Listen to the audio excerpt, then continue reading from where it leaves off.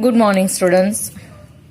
Now we will continue with our second unit, first read Unforgettable Walt Disney.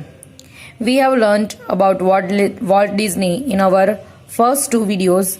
Now, in third video, we learned more about Walt Disney. Let's begin the read. The rest is a history. કે જે કંઈ પણ પછી બન્યું છે એ બધું history છે. Let me remind you what we have learned in our second read. Walt Disney, who studied cartooning in Chicago and had started a cartoon company but was not succeeded.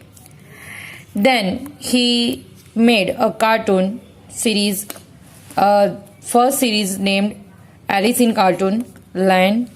It was very tough time for him and it didn't work so well. So he started another cartoon series called Oswald the Rabbit. The series did better than the first one, but here the distributor created troubles and Walt haven't got the copyright of his own cartoon series. So without losing his heart, he decided to start a new cartoon series, and this time it is about mouse. કે આ વખતે એમણે એક ઉંદર ઉપર cartoon series તૈયાર કરવાનું વિચારેલું હતું. The rest is a history. અને ત્યાર પછી જે કંઈ પણ બન્યું એ શું છે? એક હિસ્ટ્રી એટલે કે ઇતિહાસ છે. Walt's Mouse Mickey celebrated his 40th birthday in 1968.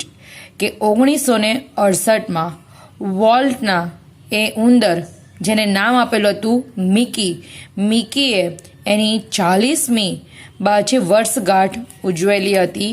મિકીની નહીં પણ વોલ્ટની 40મી વર્ષગાંઠ જે બહુ જ સક્સેસફુલ રહેલી હતી એ ઉજવાયેલી હતી.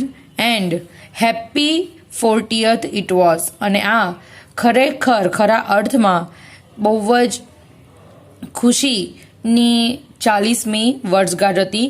એટલા માટે કે 40એ પહોંચતા હી બીકમ અ સક્સેસફુલ પર્સન. એક સફળ વ્યક્તિ બની ગયેલા હતા. And all the success goes to his cartoon Mickey. અને એમની સફળતાનો બધો શ્રેય એમના એ કાર્ટૂન મિકીને એમણે આપેલો હતો. You can C in the picture the cartoon Mickey is sitting on his shoulder. એમના ખભા ઉપર બેઠેલો એમનો એ કાર્ટૂન તમને દેખાય છે. Mickey, a quarter of a billion people saw a Disney movie in 1968. કે 1968માં a quarter of a billion people, બાજુ બિલિયન એટલે કે કરોડો લોકોએ એમની આ જે ડિઝની સિરીઝ છે, મૂવીઝ છે એ જોઈ હતી. 100 million watched a Disney TV show અને 100 કરોડ લોકોએ watched. C the word billion that means કે 1 મિલિયન એટલે કે 1 લાખ કરોડ. બાકી બિલિયન માટે કયો શબ્દ છે? 1 લાખ કરોડ અથવા બીજા અર્થમાં 100 અબજ. તો 100 અબજ લોકોએ એમના મૂવીઝ જોયેલા હતા 1968 સુધીમાં. અને 100 મિલિયન્સ વોચડ ડિઝની અને 100 લાખ લોકોએ એમના એટલે કે કરોડ લોકોએ એમના ડિઝની ટીવી ઉપર આવતા જે કાર્ટૂન શોઝ છે તેને જોયેલા હતા. Nearly a billion read a Disney book. અને લગભગ 1 લાખ કરોડ લોકોએ એમની જે ડિઝની ઉપર લખાયેલી પુસ્તક છે ઓર મેગેઝિન કે પછી સામાયિક છે તે વાંચ્યા હતા. And almost 10 million visited Disney land. અને લગભગ 10 લાખ લોકોએ એમના ડિઝની લેન્ડની શું લીધેલી હતી? મુલાકાત લીધેલી હતી. And Mickey and Mickey as Walt used to say, started it all. And according to Walt, all credit goes to Mickey. આ બધું ક્રેડિટ કોને આપવામાં આવેલું છે? મિકીને આપવામાં આવેલું છે. Because whatever success he earn just because of his cartoon Mickey. જે કંઈ પણ સફળતા એમને મળી છે એ એમના કાર્ટૂન મિકીથી જ એમને મળેલી છે. Mickey was only the first successful product of Walt's matchless imagination and was an ability he could turn on for and occasion large or small. સમજો, Mickey was only the first successful product, કે Mickey એ વોલ્ટની પહેલી એવી સફળ છે product, એટલે કે એમનું એક સફળ કાર્ય હતું કે જે એમની અજોડ મેચલેસ એટલે કે યુનિક છે. મેચલેસનો મતલબ શું થાય છે? યુનિક, અનપેરેલેબલ. દેખાય છે શબ્દ? અતુલનીય એટલે કે અજોડ. મેચલેસ એમની જે અજોડ કલ્પના શક્તિ અને એબિલિટી છે, ક્ષમતા છે, to make his dreams become reality, કે એમના પોતાના સ્વપ્નને વાસ્તવિકતામાં ફેરવવાની એમની જે ક્ષમતા છે એનું એક સફળ જો કોઈ ઉદાહરણ હોય તો એ હતું Mickey. Was an ability he could turn on for any occasion, કે કોઈ પણ પ્રસંગે એમની આ ક્ષમતાને તેઓ બાજી દર્શાવી શકતા હતા. લાર્જ ઓર સ્મોલ, ઓકેઝન નાનું હોય કે મોટું હોય, મિકી વોલ્ટની જે આવડત છે, જે એમની કલ્પના શક્તિ છે, એમના મનમાં જે કલ્પનાની બધી વાતો રચે છે અને જે પ્રકારના કાર્ટૂન્સ ક્રિએટ કરે છે. કાર્ટૂન્સ બી એક સ્ટોરી લઈને આવે છે. You can see Mickey, you have seen Mickey and Minnie's cartoon, તો એવી એક સ્ટોરી લઈને આવે છે. The cartoon has also feelings and they have also love courtship, loveship, such kind of relations એમણે બતાવેલા છે. તો આ વોલ્ટની જે ક્ષમતા છે કે એમણે કોઈ પણ નાના કે મોટા ઓકેઝન ઉપર એ પોતાની આ ક્ષમતાથી વાસ્તવિક એમના સ્વપ્નને વાસ્તવિક બનાવી શકતા હતા. Once when my son Roy Edward had the measles, Roy Edwards એટલે રોય ડિઝનીનો સન છે, એનું નામ છે એડવર્બ. આપણામાં ફાધરનું નામ આપણે પછી લગાવીએ છીએ, એટલે કે પર્ટિક્યુલરલી નામ હોય કે રાજેશ અશ્વિન મહેતા એવી રીતના હોય તો પાછળ અશ્વિનભાઈ લાગતું હોય છે. અહીંયા ઊંધું છે. એડવર્બ પહેલાં રોય એટલે કે એના ફાધરનું નામ આગળ છે. Roy Edward. Once when my son Roy Edward had the measles that means કે આપણે જાણીએ છીએ ઓળી અછબડા જેવી એક ચેપી જે બીમારી છે તે. contagious disease that means કે ઓળી અછબડા, તે જે ઓળી અછબડાવાળી જે બીમારી છે એ બીમારીથી એમનો દીકરો સફર કરતો હોય છે, પીડાતો હોય છે. and as usual according to Roy, Walt was an uncle of Roy Edward, કે રોય એડવર્ડના અંકલ તરીકે વોલ્ટ એમની મુલાકાતે આવે છે. Walt came and told him the story of Pinocchio, કે વોલ્ટ એમને સ્ટોરી કરે છે. Actually it's not Pinocchio, it Pinocchio, કે પિનાકિયોની એમને વાર્તા કરે છે. Which he was making at the time, અને એ વખતે આ કાર્ટૂન ઉપર તેઓ કામ કરી રહ્યા હતા. તમે આ કાર્ટૂન સર્ચ કરશો તો તમને ખબર પડશે. Pinocchio the cartoon is about dog, એક કૂતરાની આ કાર્ટૂન સિરીઝ તૈયાર થયેલી હતી કે જેમાં પિનાકિયો એક એવો છોકરો છે કે જે જો ઇફ હી ટેલ અ લાય તો એના નોઝ સ્ટાર્ટેડ બીકમિંગ બિગ, મોટું થવા માંડે છે, bigger bigger bigger. If he tell lie, ખોટું બોલે તો. Really different cartoon series which he was making at the time, કે એ સમયે એમણે આ કાર્ટૂન સિરીઝ તૈયાર કરેલું હતું. વર્કડ ઓન ઇટ એટલે કે કામ કરી રહેલા હતા. When Walt told a story, કે જ્યારે વોલ્ટ રોય એડવર્ડને એની વાર્તા કરતા હતા. It was virtues of performance. Virtuoso, the word virtuoso that means a skilful performance, એટલે કે કુશળતાપૂર્વકનું એમનું આ પરફોર્મન્સ રહેલું હતું. વર્ચ્યુસો પરફોર્મન્સ કે કુશળતાપૂર્વકનું એ પરફોર્મન્સ હતું. The way he delivered story telling with expressions, કે જે રીતના અદ્ભુત હાવભાવ સાથે એમણે વાર્તાની રજૂઆત કરેલી હતી એ ખરેખર બહુ જ શાનદાર રહી હતી. હિઝ આઈઝ રેવિટેડ હિઝ લિસનર, કે એમની આંખો એમની વાર્તા જે સાંભળનાર છે એને શું કરી દેતી, તો કે ચકિત કરી દેતી, મંત્રમુગ્ધ કરી દેતી, આપણે એમ કહી શકીએ તલ્લીન કરી દેતી. રેવિટેડ, રેવિટેડ દેટ મીન્સ કે કોન્સન્ટ્રેટ એટલે કે તલ્લીન કરવું, કરી નાખવું.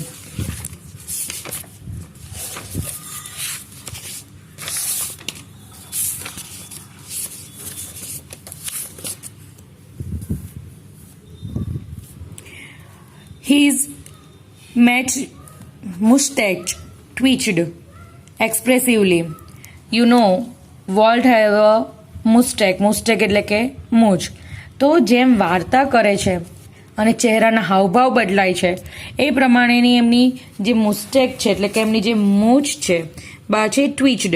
ટ્વિચડ એટલે કે to draw, pull or move suddenly and sharply, કે અચાનક જ બાછે વળ ચડાવવો અથવા તો અમડાવવો.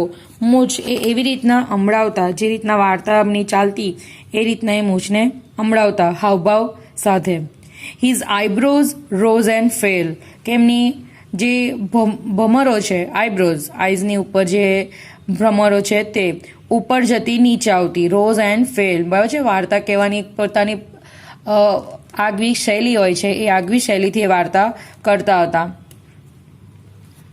And his hands moved with the grace of a musical conductor, અને બહુ જ શું કહેવાય કે જ્યારે વાર્તા કરતા હતા ત્યારે એટલા વાર્તામાં લીન હતા કે એમના હાથોને પણ એમણે એ જ રીતે સંગીતમય રીતે બહાર છે ફેલાવેલા હતા. મતલબમાં બહુ જ ગ્રેસફુલી એમણે અહીંયા આગળ વાર્તા કરેલી હતી. એકદમ અદાથી, એમ કહીએ ને તો આપણે ચાલે કે એકદમ અદાથી, વાદક વૃંદના સંચાલનની એક મોહક અદાથી એમણે આ વાર્તા કરેલી હતી. Young Roy was so wide-eyed at Walt's graphic telling of the fairy tale that he forgot all about his muscles. Young Roy was so wide-eyed, કે યંગ રોય એટલો બધો એમની વાર્તામાં તલ્લીન થઈ ગયો. વાઇડ-આઇડ દેટ મીન્સ કે સ્પેલ બાઉન્ડ એટલે કે ચકિત, તલ્લીન થવું, એટલો બધો તલ્લીન થઈ ગયો જે રીતના એમણે એમની જે પરિકથા છે, ફેરીટેલ દેટ મીન્સ કે પરિકથા, જે રીતના એમણે એમની જે પરિકથા છે એનું બાજે નિરૂપણ કર્યું, એટલે કે જે શૈલીથી એમણે આ વાર્તા કરી એનાથી તે બહુ જ પ્રભાવિત થઈ ગયો હતો. અને તેથી જ તે પોતાનું જે ઓરી અછબડાનું જે દુઃખ છે, દર્દ છે એ સંપૂર્ણપણે ભૂલી ગયો હતો. બાજે હી ફોગોટ ઓલ અબાઉટ હિઝ મિસેલ્સ, એટલે કે એની જે ઓરી અછબડાની પીડા હતી એ સંપૂર્ણપણે તે ભૂલી ગયેલો હતો. Letter when he so the finished picture, અને ત્યાર પછી જ્યારે આ વાર્તા જેણે હમણાં સાંભળેલી હતી વોલ્ટ ડિઝની પાસેથી, પાછળથી જ્યારે આ વાર્તા પૂરી થઈ ગઈ અને એનું પિક્ચર જે તૈયાર થયેલું હતું, ચિત્ર, તે જ્યારે એણે જોયું, હી વોઝ સ્ટ્રેન્જલી ડિસઅપોઇન્ટેડ. તો એ વખતે તે ખૂબ જ આમ એક બહુ જ વિચિત્ર બાબત કહેવાય, પણ એના માટે એ ખૂબ જ નિરાશાવાળી બાબત બનેલી હતી. He said it didn't seem as exciting as when uncle Walt told it. Roy ડિઝનીનું એટલે કે રોય એડવર્બનું એવું કહેવું હતું કે વોલ્ટ ડિઝનીએ જ્યારે આ વાર્તા એને કરેલી હતી ત્યારે જેટલી વધારે આકર્ષણ એટલે કે જેટલી વધારે એક્સાઇટિંગ, રોમાંચક હતી એટલી પડદા ઉપર ઉતરીને આવી નથી. મતલબ આ ચિત્રમાં એટલી સરસ બાજ તૈયાર થઈ નથી. એટલે કે એના અંકલે જે એને કંઈક કીધું હતું એટલું રોમાંચ આમાં દેખાતું નથી. Like many people who work to create humor, Walt took it very seriously. Like many people, કે બીજા બધા લોકો જે રીતના હાસ્યને સર્જવાનું કામ કરે છે તેવી જ રીતના વોલ્ટ પણ આ કામને બહુ જ ગંભીરતાપૂર્વક લેતા હતા. He would often sit glumly through the funniest cartoon, કે એકદમ રમૂજી જે કાર્ટૂન હોય તેની સામે પણ તેઓ બહુ જ ધીર ગંભીર, એટલે બીજા અર્થમાં કહીએ તો ગ્લુમી. ધ વર્ડ ગ્લુમી દેટ મીન્સ કે સેડલી, એટલે કે એકદમ ઉદાસીનતાપૂર્વક, ખિન્નતાપૂર્વક બેસતા. અને જો એમને હસવું આવે તો સમજવાનું કે કાર્ટૂન એમનું તૈયાર થયેલું છે, એટલે કે કાર્ટૂન એ બીજાને પણ હસાવશે. એટલે you know that cartoon is like a stress buster. આપણા તણાવને દૂર કરવા માટે જો સ્ટ્રેસ બસ્ટર જેવું કંઈ કામ કરતું હોય તો એ કાર્ટૂન છે. કદાચ થાકેલા હોય, કંટાળેલા હોય અને કદાચ કાર્ટૂન જોઈ લઈએ લાઈક ટોમ એન્ડ જેરી, તો આપણે ફ્રી રિલેક્સ બી ફીલ કરી શકીએ. It is up to the people, લોકોના પસંદગી ઉપર, ચોઇસ ઉપર ડિપેન્ડ કરે છે. Concentrating on some way to improve it, અને ખૂબ જ ધ્યાન આપતા કે હજુ પણ આમાં, આ કાર્ટૂનમાં જો કોઈ સુધારા વધારા કરવાના હોય તો એ કરી શકે એમ.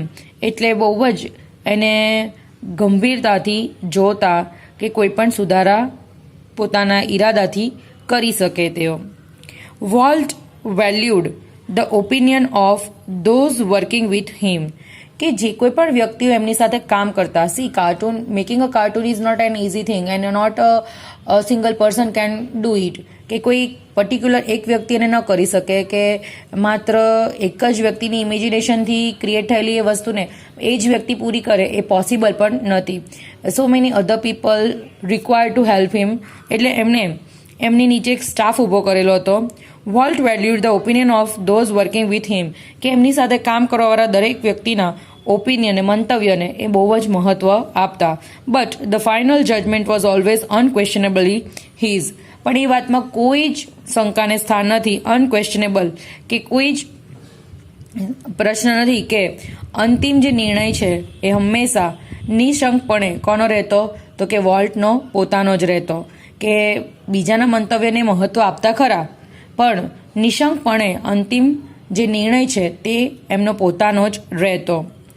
Once after viewing a new cartoon with evident, કે એક સમયની વાત છે, દેખીતી નાખુશી એક નવા કાર્ટૂનને નિહાળ્યા બાદ છે અહીંયા the word એવિડન્ટ.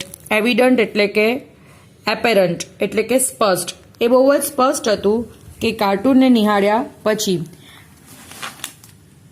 ડિસપ્લેઝર Walt called for comments from a group of our people, એટલે કે નાખુશીથી પણ વોલ્ટે જે એ લોકોના જે ગ્રુપ છે, જૂથ છે, એનો અભિપ્રાય માંગ્યો.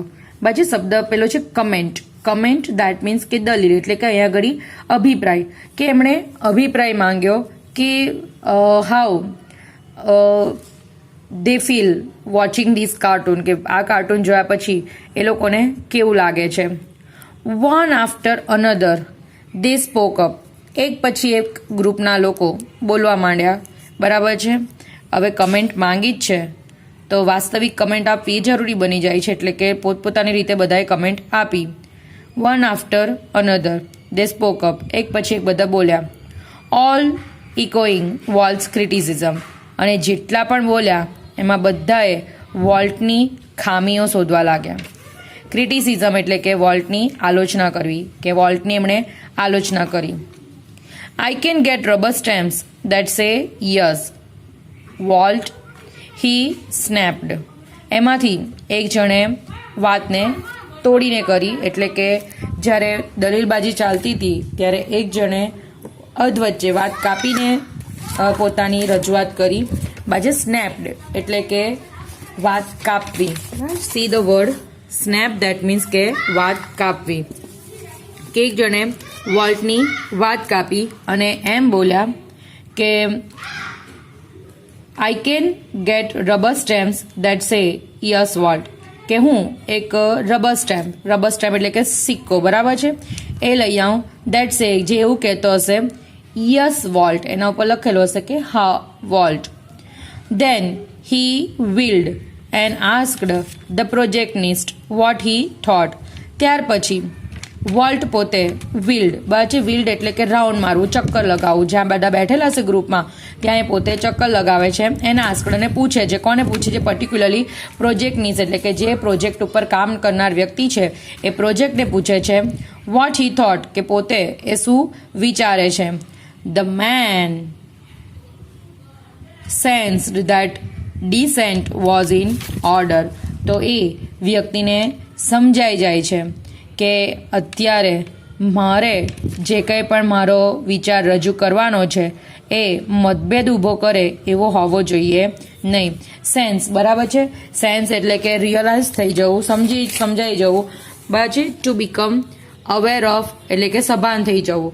The person become aware of એટલે કે પોતે સભાન થઈ જાય છે.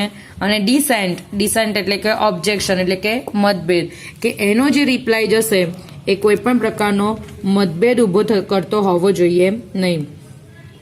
I think you all wrong, he declared. અને એ પ્રોજેક્ટનીસે એવું જાહેર કર્યું કે તમે બધા જ ખોટા છો. ધોઝ હુ ક્રિટિસાઇઝ વોલ્ટ એ બધા જ ખોટા છે. બિકોઝ હી સેન્સ, એને સમજ પડી ગયેલી હતી કે વોલ્ટ એ જ સાંભળવા માંગે છે જે એ વિચારે છે. એટલે એમણે વોલ્ટના હકારમાં હામી કરવાનું હતું. એટલે એમણે બીજા બધાના ક્રિટિસિઝમને નકારી દીધા.